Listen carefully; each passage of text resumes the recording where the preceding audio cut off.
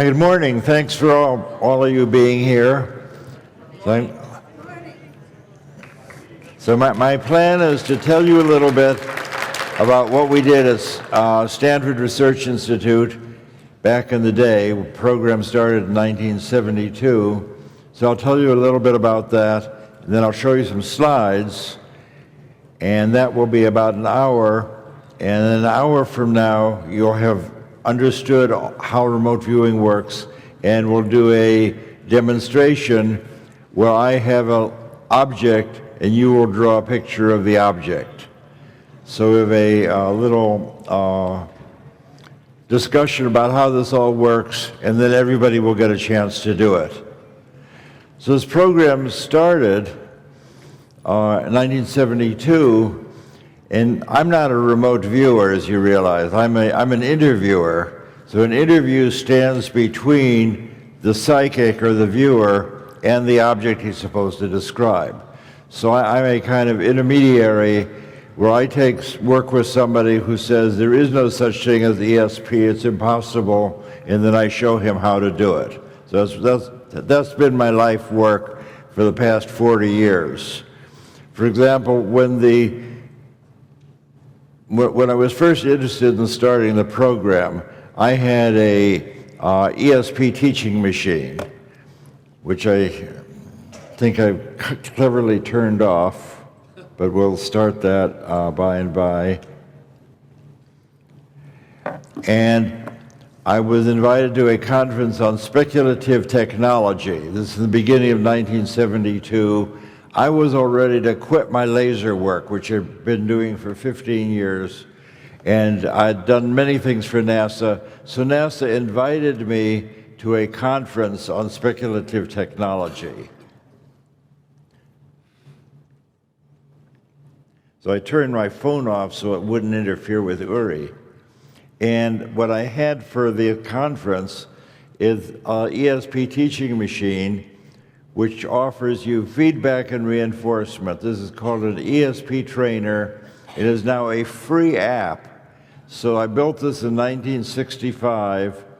So here we are 50 years later, and Apple is still supporting it, and you can have this at no cost. That's my gift. So it's the idea that you want to ring the bell and get a picture, and people learn to do that. So that's what this whole episode was about. And I had this gadget at the Conference on Speculative Technology, and Werner von Braun thought it was very interesting because he's a technologist, of course, and he did very well on this four-choice trainer. So von Braun took me to the administrator of NASA, James Fletcher, and said, this guy thinks that he can help astronauts get in touch with their spacecraft. Now that may not make any sense to you, but I was an enthusiastic science fiction reader, and I understood that nothing has to be true, a thing just has to sound true. And that's the basis of a lot of my career.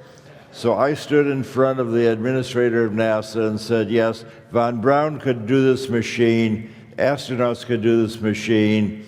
If you give me $80,000, we can start a program at SRI to teach astronauts how to be psychically in touch with their machine. And if that sounds crazy to you, we're just opening a new paradigm.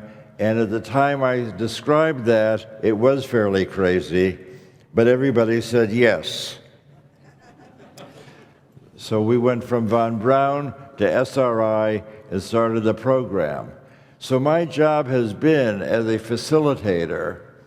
Early on in our program, we had a visit from an Israeli physicist named Yakin Aronov, very famous Israeli physicist, going to win a Nobel Prize shortly.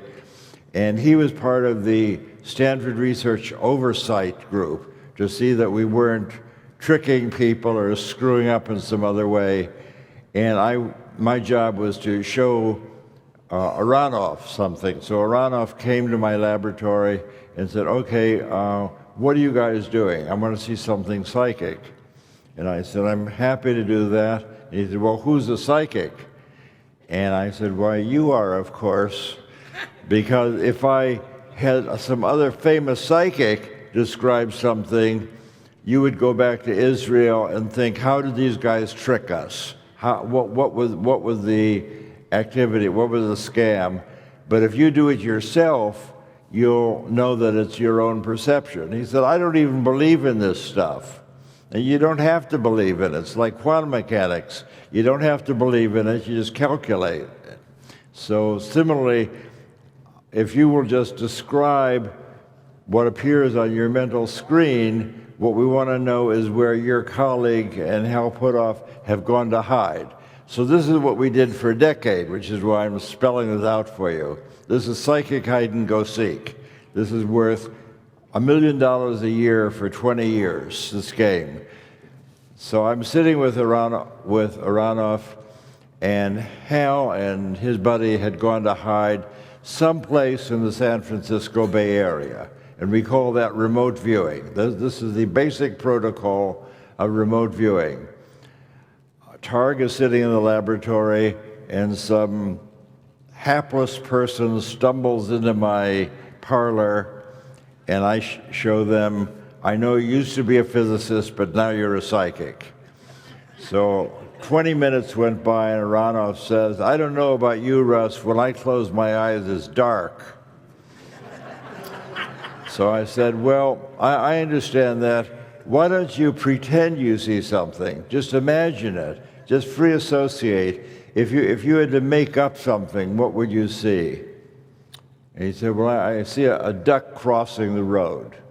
It reminds me of my mother's house in Israel where she raised ducks. And I said, that's wonderful. Can you draw a duck for me?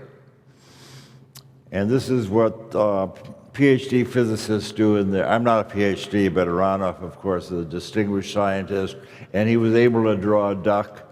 And 20 minutes later, Hal and the other visitor came by, and everyone said, well, where did you go? Where did you go? And they had gone to the duck pond about 10 miles north of SRI by the San Francisco Bay.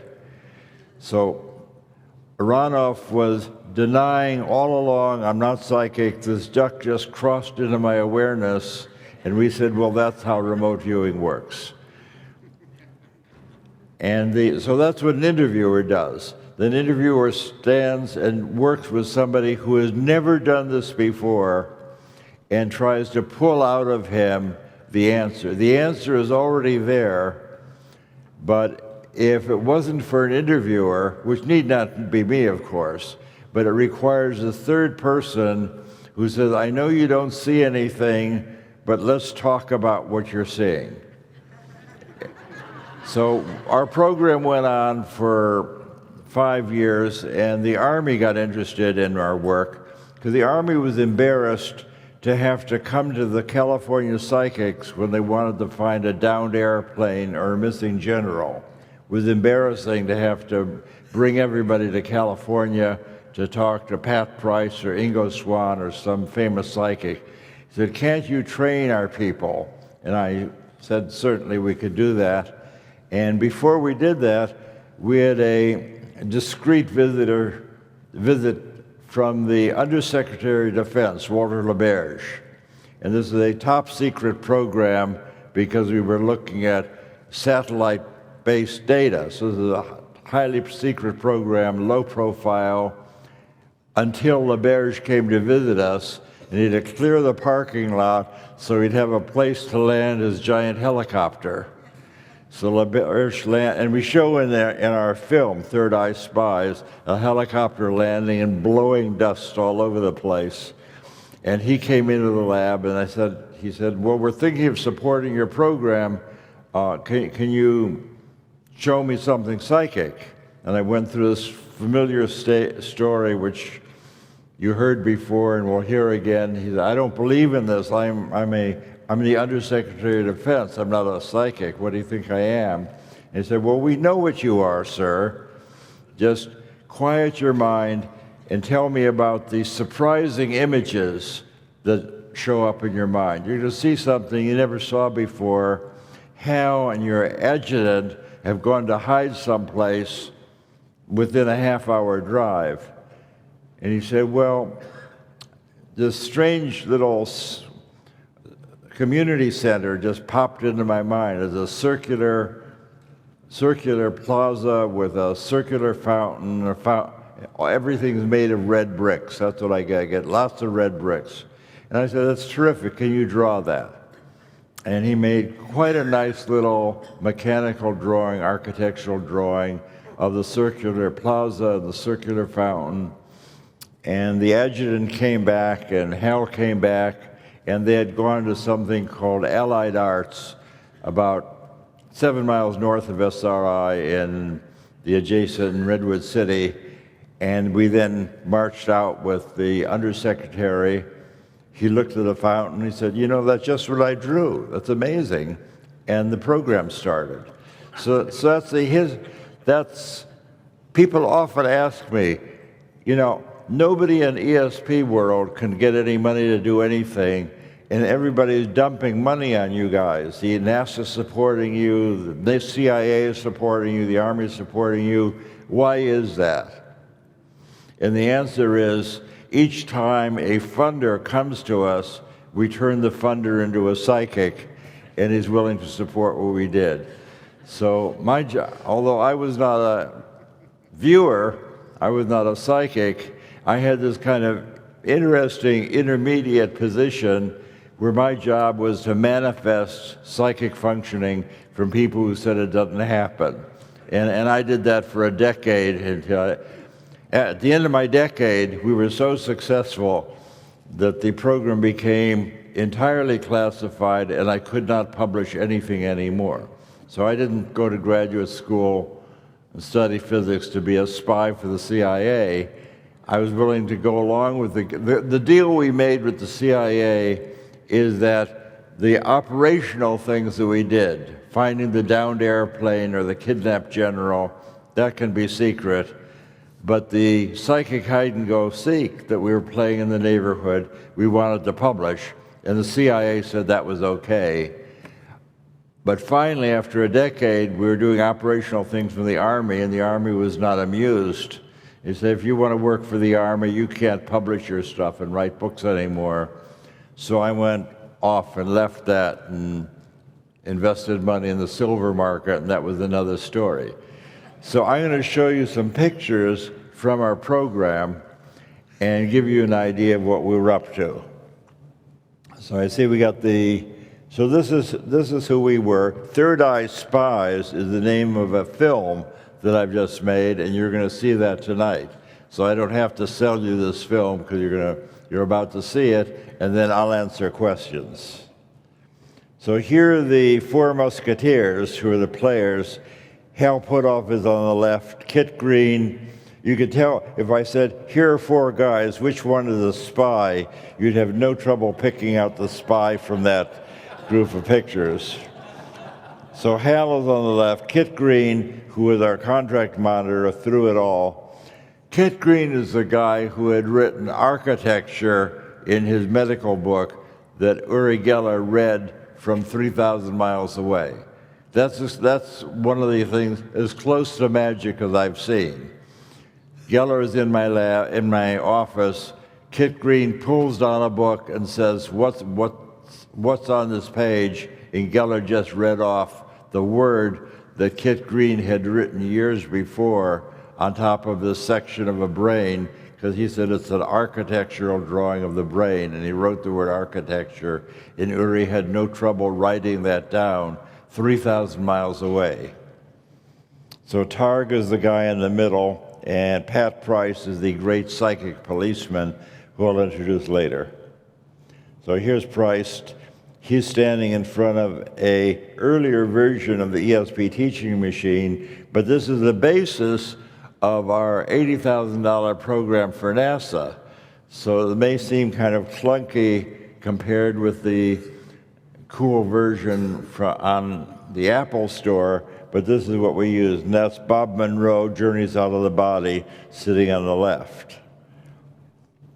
So this is the first remote viewing that we did. I may sit down now because you probably can't see me anyway. So this was an early drawing of a series of 9 that we did with Pat Price. So I'm going to show you several episodes of Psychic Hide and Go Seek, which is the easiest kind of remote viewing. That is what I've been describing to you. I'm in the lab with somebody, and another person is going to hide, and your job is to draw a picture of where they are. That turns out to be very easy to do, as compared with card guessing, which is almost impossible. So one of the interesting things is that Ingo Swann, who's the great natural psychic, invented remote viewing. Ingo Swann invented remote viewing. He said, if you ask me to describe the picture in the next room, that's a trivialization of my ability. I'm able to focus my attention anywhere on the planet.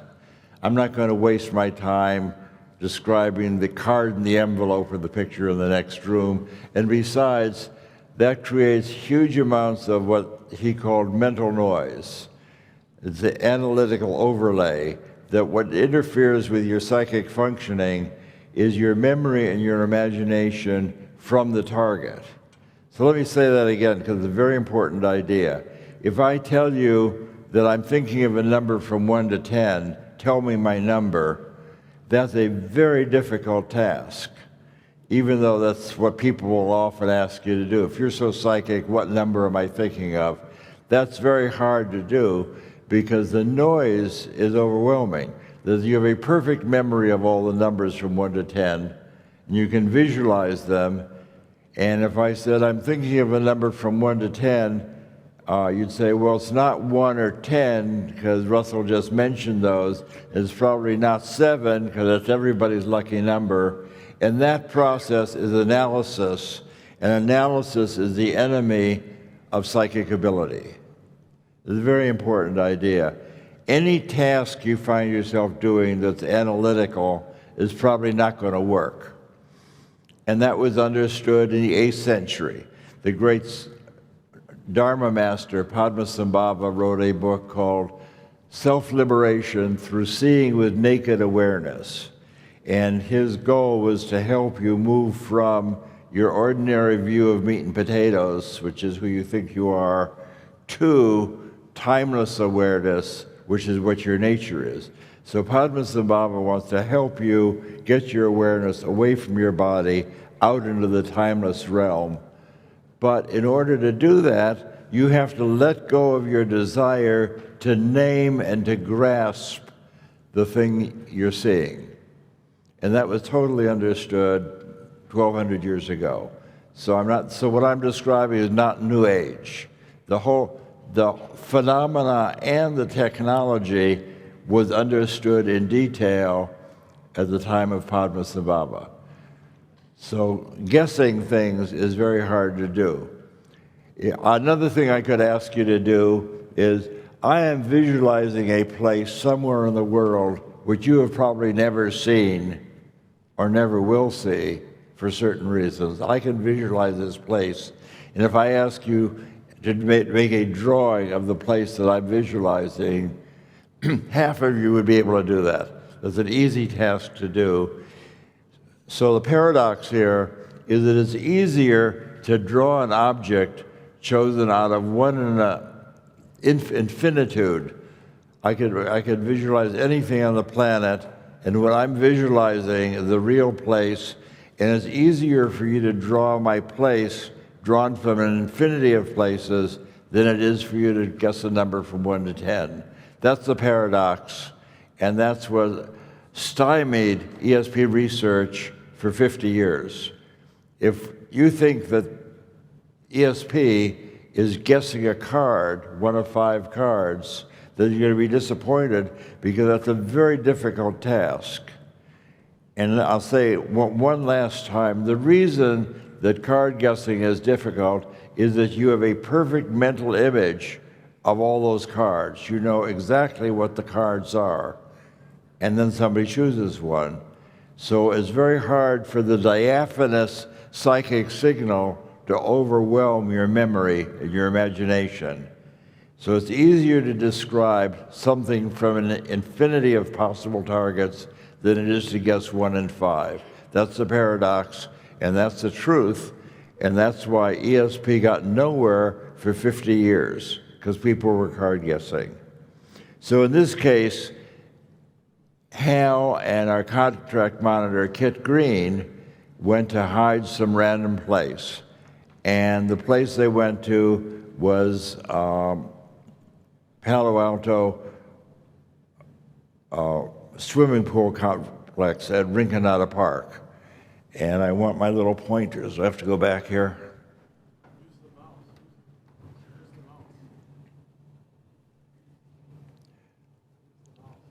So here is what Pat Price drew.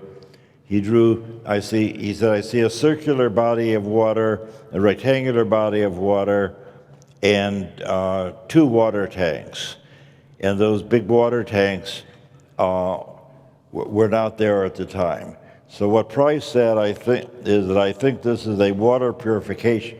Now, I didn't invent. He said, Price said, I think there's a water purification plant. There's a rectangular body of water, a circular body of water, and these 2 giant water tanks. And the secret is that those water tanks were long gone. The swimming pool complex had been a water purification plant 75 years ago, and the water tanks had been there, and we didn't learn about those until 10 years after Price's death, when the city of Palo Alto set out a centennial celebration book pointing out that that Rinconada Park used to be a water purification plant. So what Price described is the existing swimming pool complex and the non-existent water tank.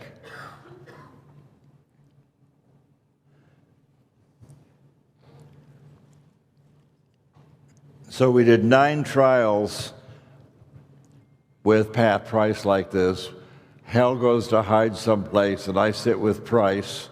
And of those 9 trials, Pat Price had 7 of the 9 first-place matches.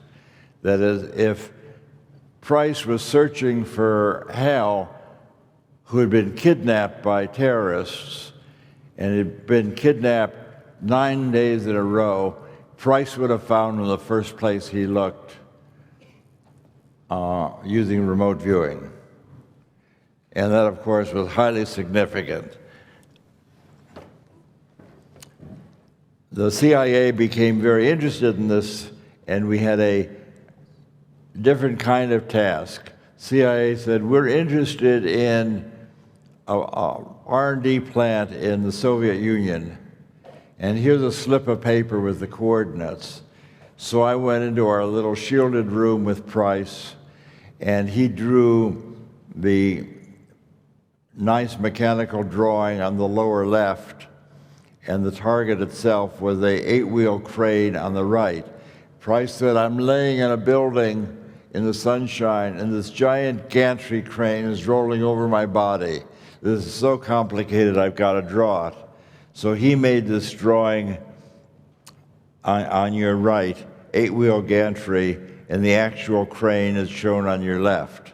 So CIA was very impressed with that, of course, and said the thing that people always say when you do a really great drawing is that's a really great drawing, but that's not what we were looking for. What they wanted to know is what is being built. You see, what I showed you here, this is a satellite photograph that used to be secret. So they knew about this. We, of course, didn't, because we weren't shown the secret drawing. But they want to know, what are they building? What's going on in that building under the crane? And what Price said is that they're building a giant steel sphere, 60 feet in diameter, and they're making it out of gores. And these gores are little orange peel slices. And he said this thing is 60 feet in diameter, and they're having a hard time welding it because the steel is so thick.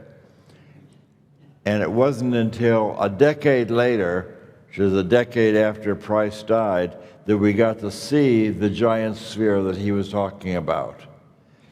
So it took, and it took that long because the CIA didn't know what was there either until the building was dismantled, and Aviation Week and the CIA both learned that Price had exactly described these giant spheres. And there's one important point with the sphere experiment is that it shows conclusively that Price is not looking into his future to look at the feedback. Many people think that one aspect of ESP is the psychic doesn't see the target, but he sees what you show him at a later time. That can be the occurrence. That is, a psychic might be drawing what you show him at a later time. That's available, but in the case of the sphere was unknown to anybody for a decade until after Price had drawn it. So what happened following year, my colleague Hal Puthoff was traveling through South America on a vacation, but to not let anything go to waste, he said, each day at noon, I will go to some location in Colombia where I am. And Pat Price, the retired police commissioner, psychic policeman, would describe where Hal had gone, we thought. So Price would say, I see a church, or I see a harbor, or a market, or a volcano, and on day 5, Price didn't show up. So I'm sitting in my little shielded room and say, this is a remote viewing with Pat Price and Russ Targ, but Price doesn't seem to be here today, so I'll describe what I see. And I made the drawing at the bottom here. I said there's an airport on an island, and there's sand and gravel on the right, and an airport building on the left, and I dated the little drawing on the bottom. And about 10 days later, Hal came back with the picture on the top, and he had taken a side trip with the idea of fooling the viewer. He said, I went to an island of San Andreas, 100 miles off the coast of Colombia, and my target that day was this island airport, and there was the drawing that he made. And in our film, Hal, sort of against all of his inclinations, said, yes, Targ was not supposed to be doing remote viewing. Our agreement with the CIA is that we would not participate in experiments, but there you have it. He described just where I was hiding. And since I live in a psychic bubble, I was preparing to show this slide at a meeting in the desert, a UFO conference, and I was telling my limo driver about what I was doing, and he said, you know, I used to live on San Andreas. Would you like to have a photograph of what that airport actually looks like? I just happen to have one on my cell phone. So on my way to show the drawing, the cab driver sent me this photograph here of exactly what I wanted to show. So one of the people who took part in our experiment was another physicist with a story. I've been psychic all my life, but I didn't tell anybody. So this was my opportunity to get out of the laboratory after several years. So in this case, I went to New Orleans, and in New Orleans, I threw a die on the pavement, and that die sent me to the New Orleans Superdome. And I stood in the Superdome and unfortunately said into my tape recorder, this is Russ Targ of the New Orleans Superdome. It looked like nothing so much as a UFO shining in the noonday sun. And back at SRI, my friend Gary was in the shielded room and said, I don't know where Russ has gone, but all I see is this damn UFO. Do you think he's been abducted? So the interviewer, Elizabeth Rauscher, another physicist, just said, don't worry about it, just draw what you see. So Gary's drawing is on the bottom, and my photographs are on the top, and shows that once again, somebody walking in the lab has the opportunity to do really quite remarkable remote viewing. So we had worked with Ingo Swann, who is a lifetime psychic, and Pat Price, who is a psychic policeman who practices for decades. And the CIA said, well, this is all very interesting. Can't you find us a control? We want to see what an ordinary person is able to do, like you. There's a whole room full of people who have never done remote viewing before, except in this case, most of you have. So you guys couldn't be controls in an experiment. But Hella Hammett could be a control. She's a friend of the family, a photographer, cultivated woman, born in Germany, made films, was a well-known photographer. And I said, well, now that you're living in California, would you like to take part in the ESP experiment with the CIA? But you have to be cleared. And she said, oh, that's very entertaining. I would love to be a psychic for the CIA. Can't think of anything more interesting. So she came to the lab, and here are the perpetrators. This is Ingo Swann on the left and Hella Hammett on the right. One of our big errors in this program is we thought that they could share an apartment in Palo Alto. So this is the extreme case of the odd fellows trying to share. Each of them has an ego larger than the apartment. So that did not work. But they were both wonderful psychics, and Hella was a dear friend of mine. So the very first trial that I ever did with Hella, I was sitting in a shielded room, and I'm telling you about these things that are beginning to sound familiar because you're going to do this. I'm giving you a preparation for the exam, so by the time we do our little demonstration, you'll know exactly what to do. So I'm sitting with Hella, and she said, well, what do I do now? I don't know anything about this remote viewing stuff. And I said, well, just quiet your mind and tell me about the surprising image that shows up, something you wouldn't expect. So she said, well, things are moving very fast. And I said, that's good. Let's take a break. And what else is happening? And she said, I see a trough, but it's up in the air, and it's full of holes, so it couldn't hold water. So basically, I have this thing that looks like a trough, and it's up in the air. And I said, can you draw that? And she did. And I said, well, let's wind up now. If you move away from this thing, what does it look like? And she said, well, I see squares within squares within squares. And I said, that's terrific. Can you draw that? And of course, there's an extremely good drawing of the pedestrian overpass across Bayshore Freeway, because if you stood where Hal is standing on the left, what you see is squares within squares within squares. So this is her very first ever trial at remote viewing. And we find that people often do their very best response for a long time on their first trial. It's beginner's luck. Bowling is like that. Everything is like that. First time you pick up a bowling ball, you're likely to throw a strike. You say, well, that's not very hard. That's cool. So similarly, with remote viewing, like Uri just did, if I tell somebody I have an interesting object in my pocket, don't draw the Swiss Army knife. Draw something you've never seen before. People have no problem drawing my collapsible magnifying glass. So Hella was also very successful.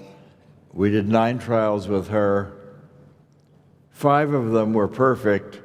4 of them were a little less than perfect, but very good. So the interesting thing that came out of working with Hella is that the control person who had never done this before was significant at odds of 1 in a million, which made Hella, the control, 10 times more psychic than the most psychic man in the world.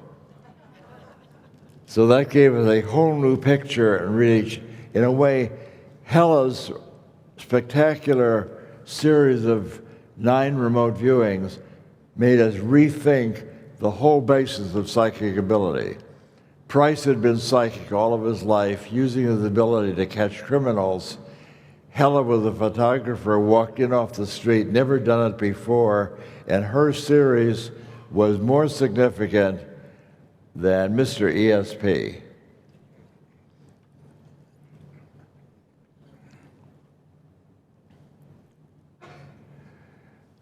The next thing that happened is the episode that I described to you with the Undersecretary of Defense come to our lab and said, we'd like to start a program. And Hal and I went to the East Coast to Fort Meade Army Base, chose 6 people out of a group of 30, and my task was to train these 6 people who would do then 6 remote viewings per week, and then go back and teach their brothers how to do remote viewing. So I had 6 people in our group. The first one who showed up turned out magically to be Joe McMoneagle, who is again one of the most psychic people we have ever seen. Hella and Pat Price are unfortunately deceased. Joe is still alive, is still remarkably psychic 20 years after our work. So the picture I'm showing here is Joe McMoneagle, a senior chief warrant officer in the intelligence community, and he said, well, what do I do? And I said, well, your colonel has gone to hide someplace. Scotty Watt and my colleague Hal Potoff have gone to hide somewhere, and I want you to make a drawing of where they are. And he said, well, how do you do that? He said, well, just close your eyes, take a couple of deep breaths, and make a sketch of the surprising thing that shows up in your awareness. You've heard that before now. So he said, okay, what I see is something that looks like piano keys, vertical. This looks like a long, low building with a tall building in front. And he made the very nice sketch at the bottom here, which is Palo Alto, is Stanford University Art Museum. And he then did 6 more of those, 5 of which were perfect. So Joe, all by himself, was very highly significant. And we thought that this maybe is going to work. So a decade later, Joe was still doing excellent remote viewing. So the important thing that I could mention is that unlike card guessing,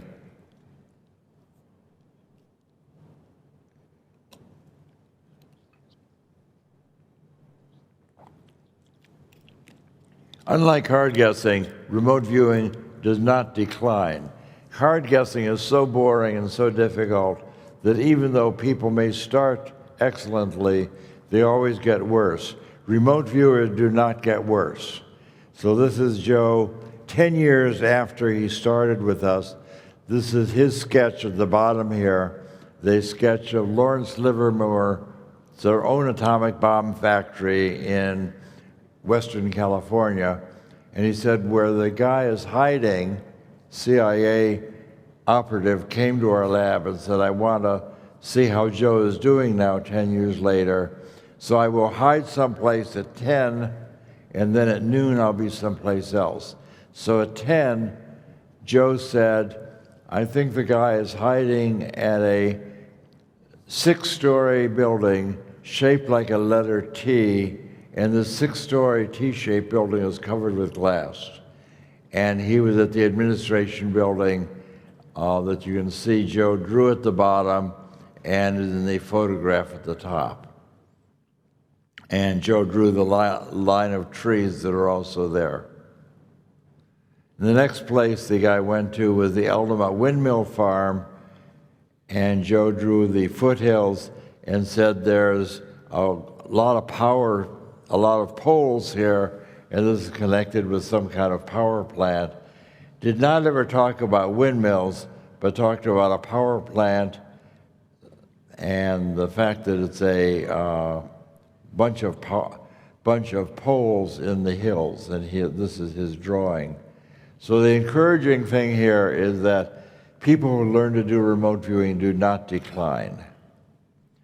So what happened here, we had 6 people who had never done remote viewing before.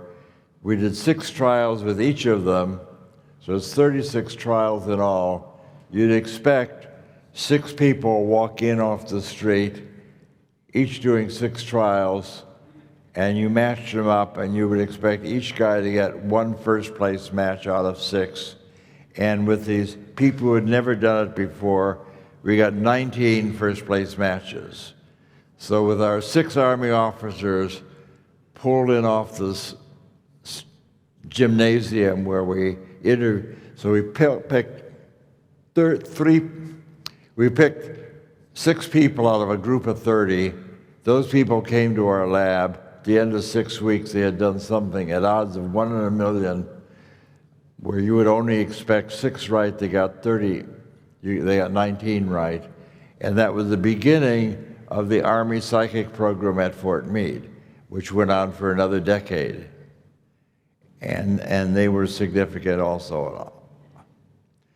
So we saw a lot of highly significant psychic functioning from people who had never done it before. Now, another example of the psychic bubble is that we had published it, we had written a paper, a lengthy paper for the Proceedings of the Engineering Society, Proceedings of the IEEE, and they said, we will publish your paper, although this is all very peculiar. Hal and I were known to the society as real scientists having done laser work. So they say, this looks okay, it's all very scientific, we'll publish your paper. But we felt that we were holding out on them because we had seen a lot of psychic stuff in the laboratory that was precognitive. That is, the viewer would describe the target before it was chosen. So we asked ourselves, if ESP was working perfectly, how many trials would we have to do? What is the least number of trials we could do if every trial was perfect? And the answer is 4 trials. So if you do 4 trials and each one is perfect, the odds of that is 1 in 4 factorial, or about 0.04. And that crosses the magic 0.05 number. So it was not a strong result, but if you could get 4 first-place matches for 4 trials, that would be a significant little experiment, and we could add that to our other robust experiments. Now, of course, that only works if the experimenters are crazy, living in a psychic bubble, because a normal scientist would not jeopardize a major paper that was about to be published by something that was a small experiment requiring perfection. That doesn't make sense. But Hella was our viewer here, and she got all 4 of those excellently. So her first target was the Stanford University Hospital, and the way that works, at 9 o'clock, Hella and I would sit in the lab and say, here we are at 9. At noon, Hal will randomly choose some place to go, and he'll go there, and then you and I will be taken there at 1 o'clock. I'd like you to describe the place we will show you 4 hours from now, which is not yet chosen. Okay? She did that perfectly. So she made a wonderful picture of, she said it looked like somebody's manicured garden. And in the next target, she said, I see an iron triangle, and it's going squeak, squeak, squeak, as though it's a piston that needs ironing. It's a piston that needs oiling. And the target here was the swing set in a nearby park. So Hella did 4 exceptionally accurate drawings. And what we learned from that and subsequent things is that It is no harder to describe an event in the future than it is a contemporaneous event. In fact, we have the idea, we haven't proven this, that it's easier to draw something slightly in the future than it is to do something contemporaneous. And we went ahead and tried to prove that, and we wanted to see, can you use this remote viewing to forecast changes in the stock market? That would be something that would get people's attention. So we know that you can't read the numbers on the big board of the commodity exchange. That would be very nice if you could just close your eyes and say, what does the silver market look like on the commodity exchange? But you can't do that. So we invented something called associative remote viewing. And this is really the brainchild of our friend Stephen Schwartz, who is running the Mobius Society. And the way this works, and this is something you can do, is in our experiment, we wanted to know whether silver is going to go up a little, up a lot, down a little, or down a lot. And the idea is if it was going only down a little or up a little, it may not cover your brokerage costs. So we were interested in investing in cases where you had a big swing. So with a quaternary trial, 1 in 4. So the way this works is that the broker in Marin, 50 miles north of me, would choose 4 unique objects every week, 4 new objects. So 1 week he might choose a coffee cup is up a little, a champagne bottle is up a lot, a book is down a little, and his leftover pancake is down a lot. And I don't know anything about that. So I'm sitting in my kitchen with the psychic, and I say, here we are Monday morning. On Friday, I'm going to put something in your hand. No one knows what that is because it's going to be chosen by what the market does on Friday during the week. But don't worry about the market. All you have to know, very simple, quiet your mind, tell me about the surprising object that shows up, and I will put that in your hand on Friday. So my psychic might say, I see something circular, it's kind of floppy, and it has a funny smell. And as an experienced interviewer, I would say, that sounds terrific. That sounds like a very unique thing. Have a nice week, I'll see you on Friday. So I would call my broker and say, well, what have you got for us? What are your objects? He'd say, well, I've got a champagne bottle, a coffee cup, a book, and my leftover pancakes from breakfast. And I would say, well, I think my guy has described your pancake because he's described something round and floppy with a funny smell. What does the pancake mean? He said, well, the pancake means down a lot. So here's the leap of faith. We're going to put $50,000 in the market, selling silver into a rising market based on the fact that somebody said, I smell a pancake. And that was one of our more successful hits because the market had been going up and collapsed. We sold silver into the Hunt brothers who were buying. And the end of the story is we did this for 9 weeks, made 9 forecasts. All of them were successful. 7 of them were transacted. And we made $120,000. And that appeared on the front page of the Wall Street Journal. So from the broker's point of view and our point of view, we made a lot of money. From a scientific point of view, we didn't experiment. It was published in the Wall Street Journal, so it must have actually happened. And there's a whole industry doing that now.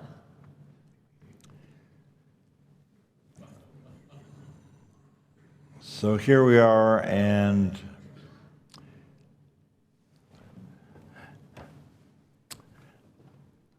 So as you can see, my ESP is not very good. And my vision is not so excellent either. So here are the two papers we published. One is in Nature, which we published Uri Geller and Pat Price, and that was 1974. And then we published a big review article in the Proceedings of the IEEE. And that was an accomplishment. Now here's the person who wrote about this in the beginning. This is Padmasambhava, who encourages you.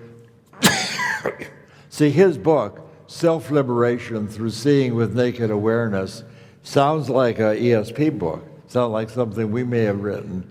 But he wrote this to help you quiet your mind and move your quiet mind, which is no longer chattering, to move that into the timeless realm.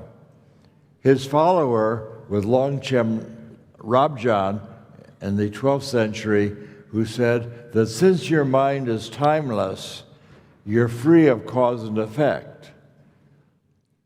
And this is in the 1200s. So it's 800 years ago. Longchenpa, his name is Longchen Rabjan, his friends called him Longchenpa. He understood that because your mind is timeless, it's free of cause and effect. And that's how it is that when you go to sleep, you can have precognitive dream.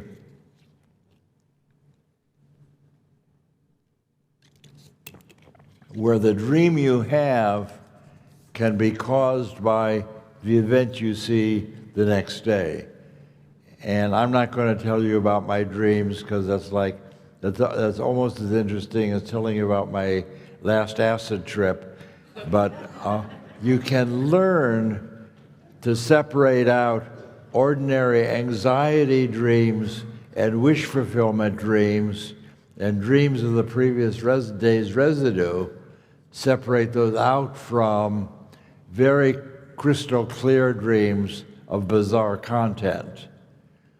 So I find myself telling you about a dream even though I wasn't going to. For example, I had a dream, and the way this works is I have a lot of dreams, but in order to get credit for a precognitive dream, I have to tell my wife about the dream, but not tell her about all the anxiety dreams and other dreams. So a interested dreamer can become discerning to separate out the precognitive dreams from the ordinary dreams. So I had a dream about an electric train running around the lower portion of our living room ceiling. And that's a quite unusual dream. I don't have an electric train. I've never seen an electric train running around somebody's ceiling, so I thought that's a keeper. I have no anxiety, no wish fulfillment, no attached to the electric train. Very bizarre, very clear. So I told my wife about that, had a cup of coffee, and that appeared on my screen. New York Times is my screensaver. So first thing in the morning, I see the New York Times, and my electric train appeared on the front page of New York Times. How could that be, I hear you saying? Well, in Chicago, where I was born, there's an elevated system that goes to downtown Chicago in an area that's called a loop, which you might know. So in the loop, they're rebuilding all the tracks that go around downtown Chicago. So the front page of the New York Times was a large photograph of a circular track with electric trains going around in a circle, because they're rebuilding the elevators in downtown Chicago.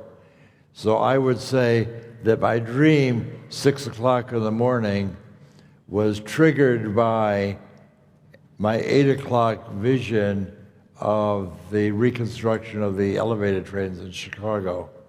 And that's a constant, that's a most common kind of dream for people to have, where you have a dream of what you see in the paper, or even more common, you have a dream of what you see in the movies the next day. So the important thing to understand about psychic functioning is it takes place in a non-local space-time. It's independent of time, independent of space, no more difficult to see into the future than it is to see something contemporaneous, no more difficult to see something 3,000 miles away or 10,000 miles away than it is contemporaneous. Ingo Swann, in fact, described rings around Jupiter before they were seen by the Pioneer spacecraft. And that was published. NASA was very surprised. NASA said, "Don't you mean Saturn?" And Ingo said, "I've been looking at the solar system my entire life. Trust me, I know the difference between Jupiter and Saturn. And when your spacecraft gets to Jupiter, you can then send me a picture of what I've just drawn here." And that all occurred. So The Reality of ESP is the last book that I wrote that summarized all the work at SRI, including the now declassified work, and that's available here if you're interested. I'm happy to sign books. And here's our crew, and that reminds me that I'm about ready to lead you in an experiment. So let's have some lights here, please.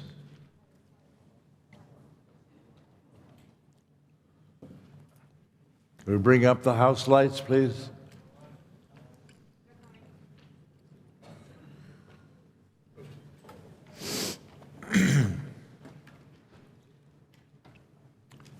Okay, so this is good. Do we have control of the house lights? Can we dim them about halfway, please? Or take off some of them? Are we able to do that? Sure you are. If you have Skype, oops, a little more. That's okay. That's all right. Because all you have to be able to see is a piece of paper in front of you. Now I have a object here, and I'll just show you this object in a red container, and I'm showing you that so you're sure that I'm not doing a magic trick. I'm really going to show you the object in the red bag, not some other funny object corresponding to what you drew.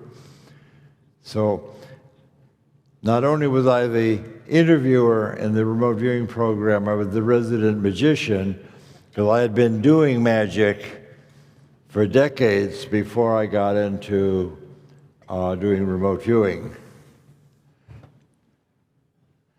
So I'm going to sit down because I'm going to close my eyes. So I want to sit down before I fall down. So the way this works is I'm going to lead you into a very short description of how to do remote viewing, and then you're going to draw a picture of the interesting object that I've brought to you. I brought you an object which is easy to draw but hard to name.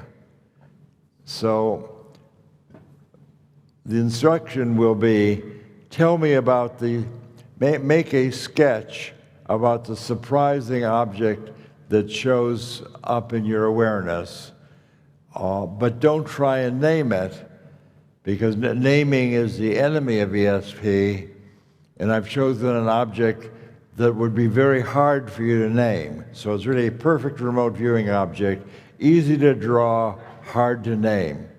So you're going to see something interesting, and you're going to say, what the hell is that? And Russ said, don't worry about what that is, and you'll just draw it. Okay? So it's not a trick question. See, all I want you to do is come in contact with a surprising image that shows up and draw that. And I know you can do that.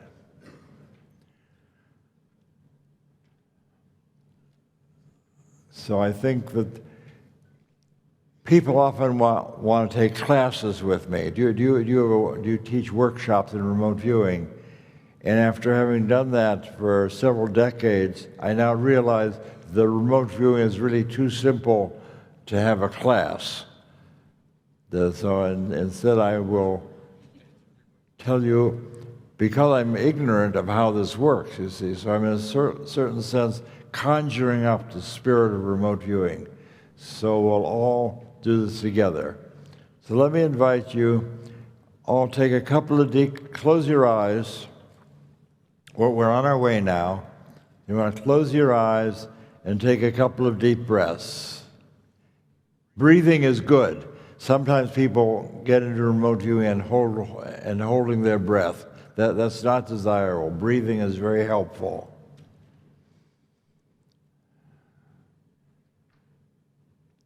So I have an object that needs a description.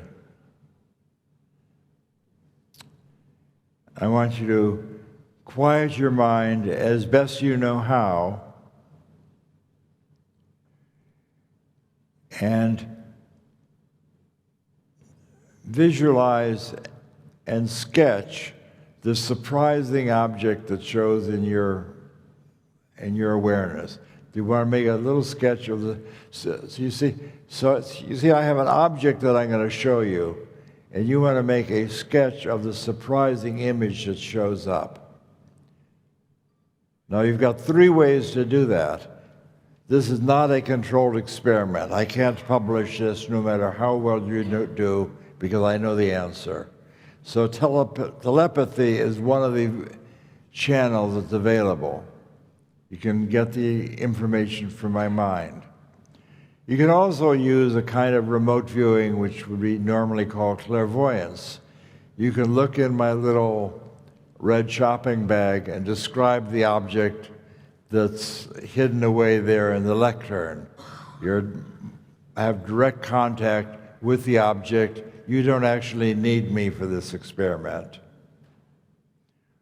Now, if you look to me and you get a blank, and you look to the lectern and get a blank, the place that you can always get the answer is in your own awareness. So that in 5 minutes from now, I'm going to reveal what this interesting object is, and I'm going to put it in your hand. So the third and often most efficacious way of seeing the remote viewing object is to look into your own awareness and say, well, now I've got this thing in my hand in the future. Why don't I just describe what I'm holding in my hand? And that's precognition. So the 3 channels available to you are telepathy from me, clairvoyance to the object in the lectern, and precognition to the object you'll have in your hand in just a few minutes.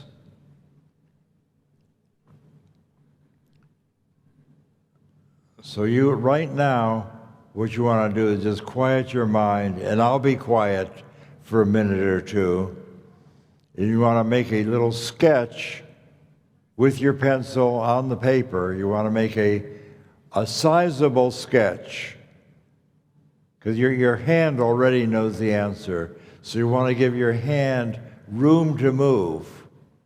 You want to make a sketch of the surprising image that shows up in your awareness. That is to say, at this moment, you're going to see and experience something, and you want to say, what the hell is that?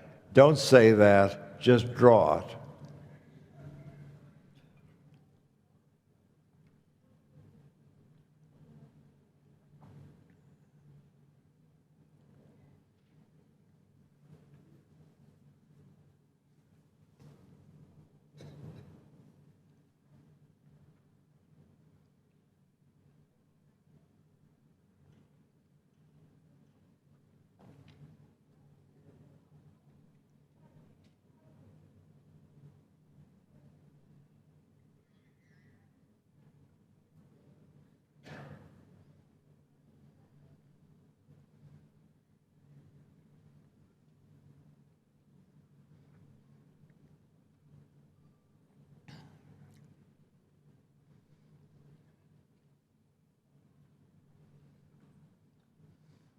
Now, it's very important to get something on the paper, because the part of this that can be heartbreaking is you'll say, well, I didn't see anything, and then I'll show you the object, and then you say, oh, that's exactly what I saw, but I couldn't figure out what it was, so I didn't draw it. You don't want to have that experience. So let's now draw a line under your object or turn over the paper, and we're going to do this again. So I have an object that needs a description. I have an interesting object. I'm going to show it to you in just a few minutes. So you want to make a sketch of Russell's object that I'm going to have in my hand in a few minutes. Well, what is this? Make a sketch of the surprising object that shows up in my awareness. There's something really just pops into view. I don't know what this could be, but it's very interesting, and I can draw it without any trouble. And that's what you're going to do now. You're just going to make a little sketch of this surprising thing that I'm about to hand you.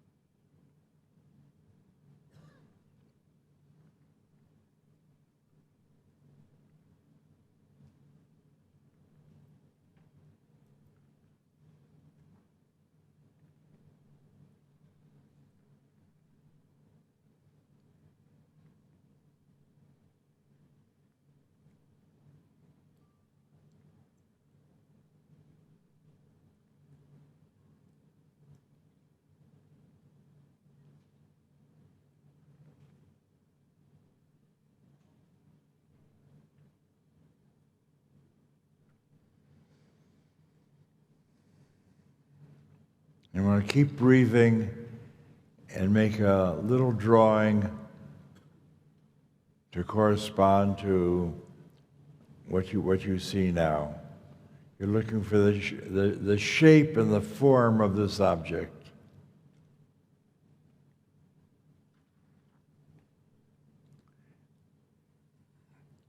And you can write down any color that comes into your awareness.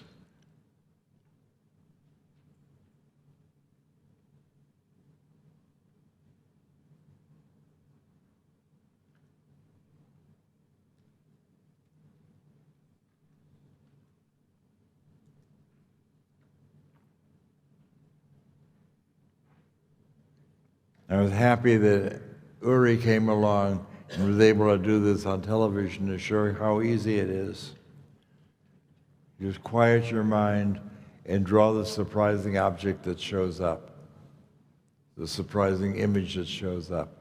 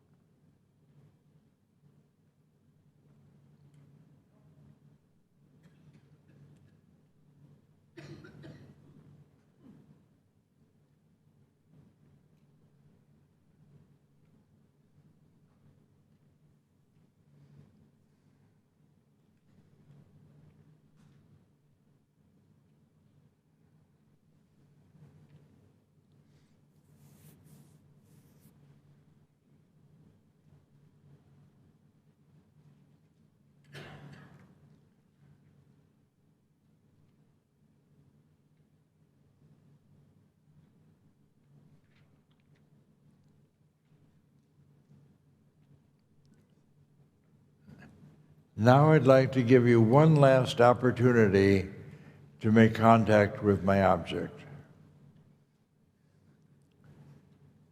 You're still looking for a surprising object You want to visualize holding it in your hand, because you want to know what can you experience about the weight or the texture or the color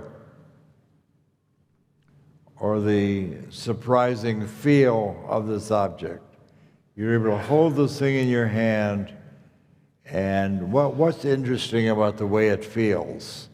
What's the surprising aspect of its texture? What's this thing made of?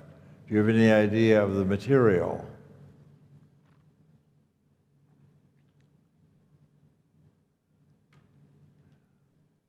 Can you turn it over? Does it have two sides? So you want to come to grips with it. You want to hold it in your hand and say, well, now I see something different that I hadn't seen before. So you want to make a final third drawing of this object. So now you're holding in your hand, you can tell what the thing actually looks like. So you can make a final object. Say, I don't know what this thing is, but I feel confident that it is something like what I'm drawing now. So your final drawing is the aspect of this experience that you feel most confident about.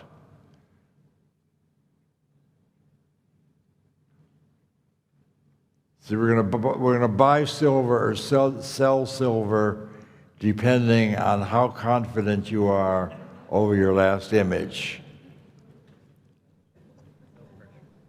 So it's important that you get something on the paper.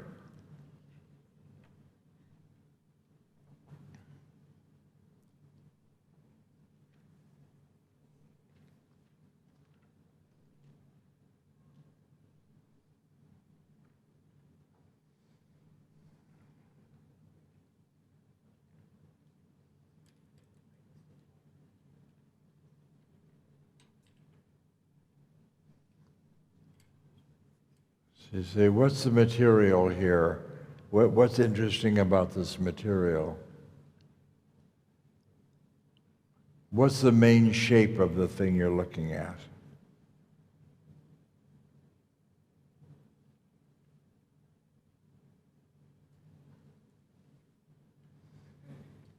I know you can do this because I used this object one other time in a workshop at Esalen. And a physician in my class was so excited over his drawing that he wrote a whole book about his experience at Esalen describing an object. So I know this can be done.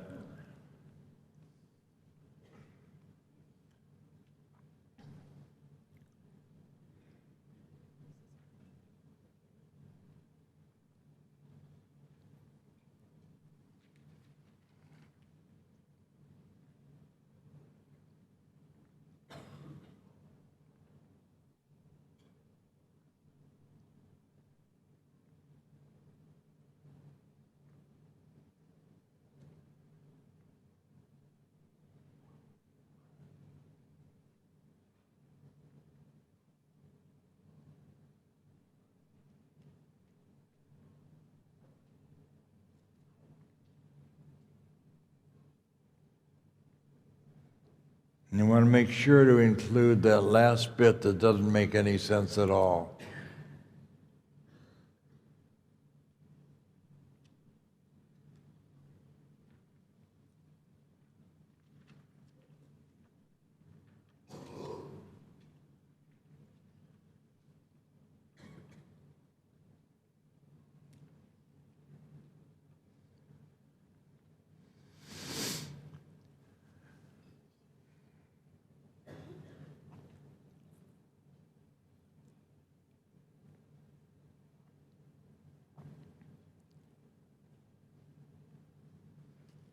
Okay, everybody ready?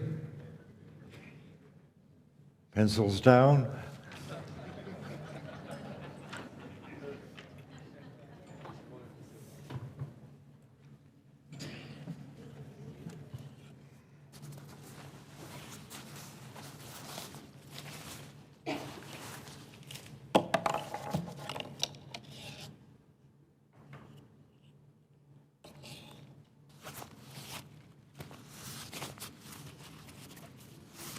The only thing that's tough about this is packaging it.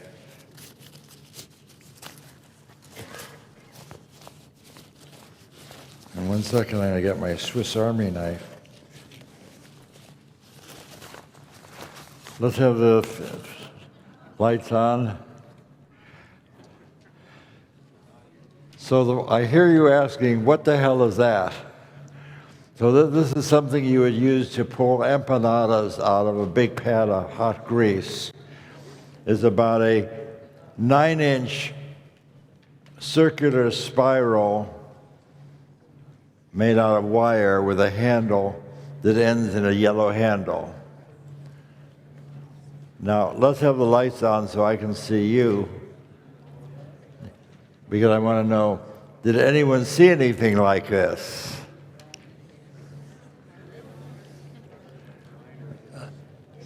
So I can't see the hands right now. There you go. Did anyone see anything like? Is Judy here?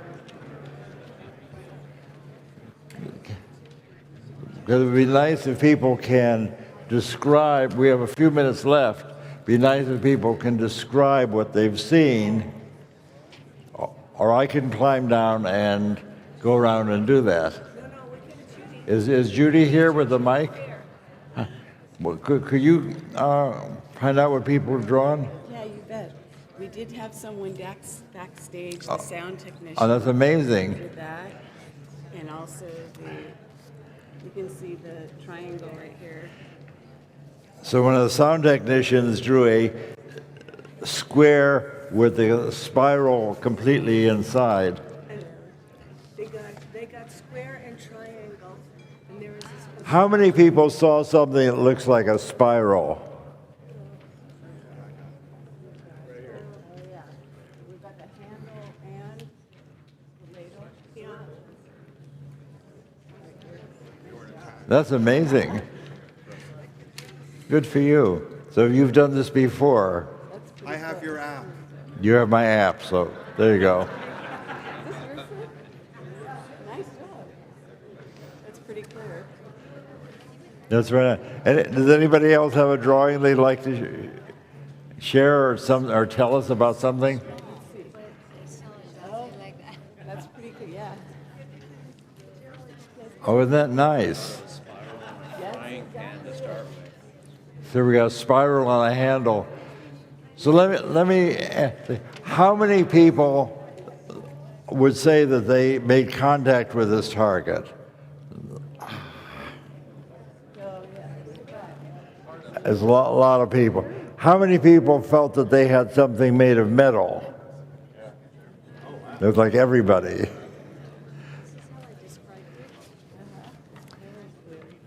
It was very nice, very nice. But I don't actually see a vision. When you say see, people think vision. I didn't see a vision. I just started drawing. Do we have a mic that we could give people so they could have a comment? Do we have a traveling mic?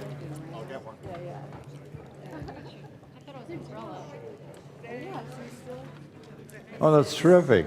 That was the last one I drew. Silver. I just kind of saw something. Yeah, somebody said it was the last one I drew, and that's why sort of have. There's a microphone for you. Great.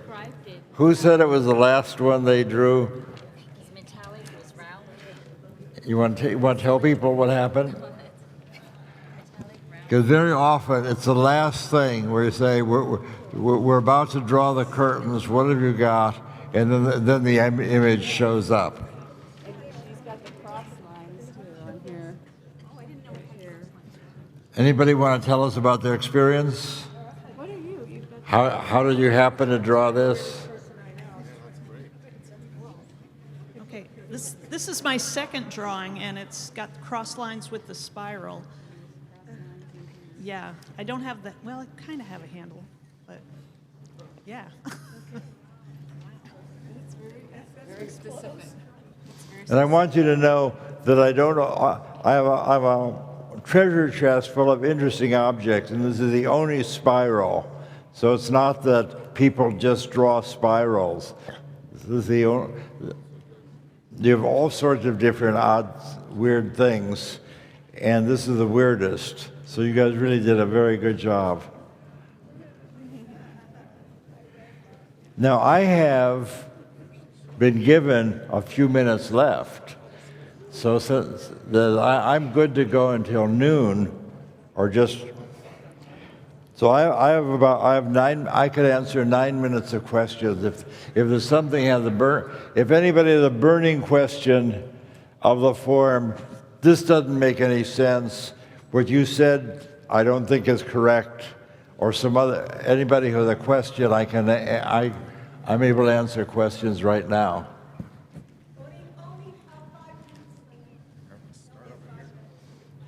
Okay, thank you, Russ.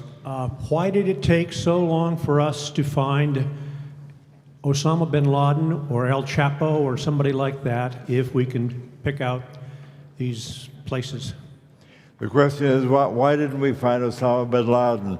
Now, that's a terrific question, because I was doing a workshop with Stephen Schwartz about 6 years ago, and a group like this made a very good drawing in a consensus of where he was hiding.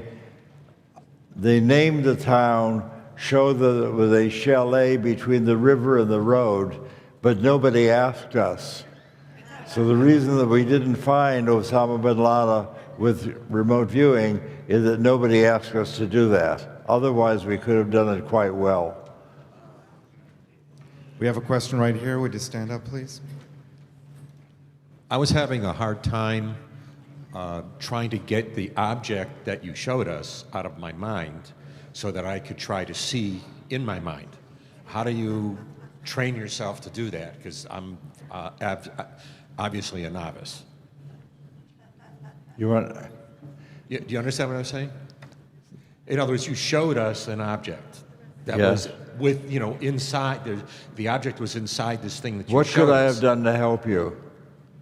Maybe not showing us anything. That was for me, it was hard to block out. Well, I know it's got to be fairly flat. I know it's got to be fairly small. And that limited me, and I couldn't get that out of my head. I see. So That's all the time we have for questions. So sorry. Thank Okay, you thank so you very much. Mr. Russell. What? Yes, tonight we're showing the movie Third Eye Spy. Hello? Yes, Third Eye Spy tonight. It's an amazing documentary and testament to the work that Russell Tark has done in his life and so many of the people he's worked with.